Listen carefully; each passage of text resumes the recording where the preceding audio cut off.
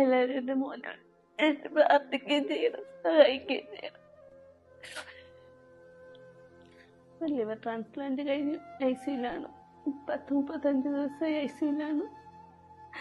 അവിടെ ഇനിയും ചികിത്സയ്ക്ക് പൈസ ആവശ്യമുണ്ട്. ഇപ്പം തന്നെ 49 ലക്ഷം രൂപയായിട്ടുണ്ട്.